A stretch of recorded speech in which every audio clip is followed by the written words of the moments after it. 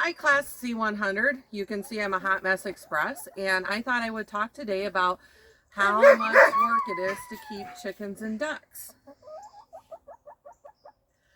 So one of the things you guys know is I'm with you through most of the week, and so how does Miss Topper manage all the time and work it takes to manage this?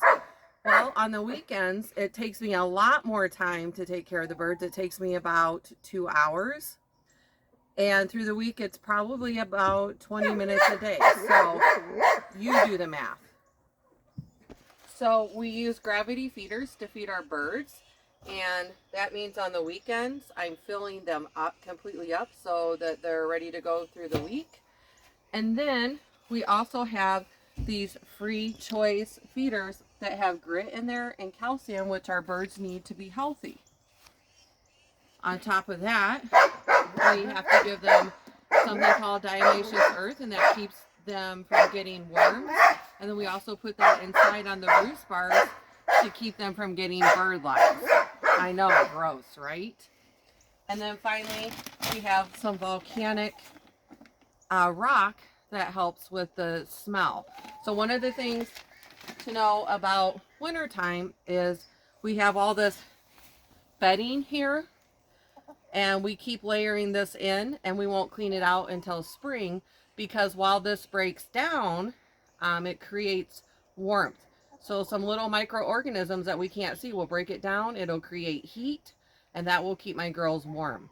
So I'm gonna let Matthew kind of show you the girls in this run, and then I'm going to take you to the other run so you can see all of the different setups. But we're talking 6 different coops for water and food, and all of the grit and calcium and diatomaceous earth and bedding.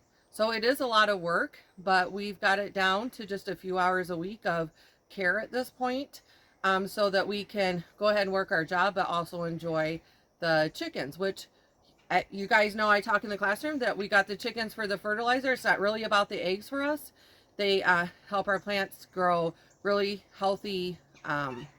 So we get lots of tomatoes and peppers, right? Because we use the fertilizer. But a bonus is we also get eggs from these girls. So that has been nice as well. So I'm going to let him show you around the girls, and I will open up the coop. Okay, so we're back inside the coop. So when Miss Topper's talking about the roost bars, see these little bars that the girls are on? They sleep on this. And something very cool to know about chickens is they have a hierarchy. So there is a boss in the group. And the ones that are at the top of the hierarchy, the ones that are more bossy than the rest of them, they roost on this top bar here. The ones that are lower in the pecking order roost on the bottom bars. Or sometimes the flock won't even let them in, and you can see over here that they also roost on top of their nesting box. So if you look down here, guys, you'll see these little boxes. That's where we get eggs in the spring. Okay, I'm going to let him go ahead and pause that, and then we're going to head on down to the duck coop. Go. Okay, Miss Topper here. I'm over at the duck coop. You can hear them. They're back in the corner, but right now, what I want to show you is we have to fill up this water daily. They actually go through a lot of water. And something important to know about ducks is we talked about all living creatures need water to live. Well, ducks need water more than the average living creature, and the reason is because they're a creature called waterfowl. So they actually need water to survive. So they need water to drink, but they also need water so when they're eating their food like this in here, they actually need the water to help push that down so that it goes down their crop so it doesn't get impacted. So they need that. And then also they have special oils on their feathers, and they need to be able to get in the water to keep those oils repelling water. So water is really important. They've made a mess in here. Everything's pretty wet.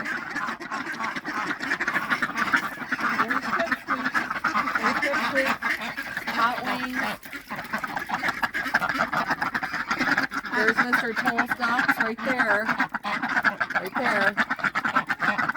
And let's see, where is the Doris Norris? Where is she?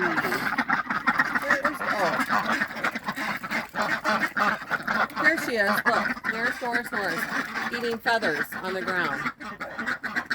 Silly duck. Alright, we're going to go and pause that, and I'll take you over to the drakes and then also the smaller chicken farm. Okay, friends, now right here you can see that's Mrs. J's duck right there. That's Marco right there, and that one's Firecracker that we hatched out last year. And then that one is Mr. Toll's. That's a mallard right there, and then that's a little black runner. We have two groups of drakes. That means boy ducks, if you remember, and we had to separate them because they were fighting. So that one is Marco, Miss J's duck, Firecracker, one that Mr. Toll had given us that his daughter had hatched out, and then a black runner that I have. They're all very sweet boys. But you can see how big Marco is. He's got a little bit of problem with his feet. He's kind of pigeon-toed, but he's getting along just fine. And look how pretty he is. He's got green on his head. He's got really pretty patterns in his feather. He's a pretty boy. All right, I'm going to go over to the smaller chicken coop now, which is right behind the drakes. This is the smallest chicken coop that we have. I got these girls. They're called Easter eggers. They're not a specific type of chicken.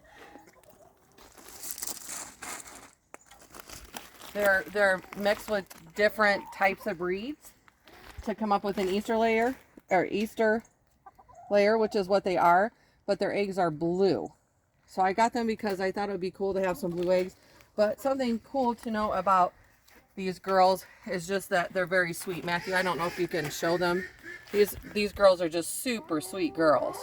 They're a little bit smaller than some of the other breeds that we have, and that's why they're down here by themselves, is because the bigger girls like to pick on the smaller ones, so we had to give them their own space. Okay, these are the youngest chickens that we have. And then one thing you might have noticed too is we have rinds, pumpkin rinds, all over the place in the coop. The girls had a snack, but see how they eat everything but the rind? So that's what I have right now, and what I'm going to ask you to do is try to figure out how much time Miss Topper spends down here taking care of her birds, and maybe you can remember all of the things that we need so that they stay healthy. So remember, they need their food, they need their water, and they need some other things that I talked about. I can't wait to hear back from you. Have a good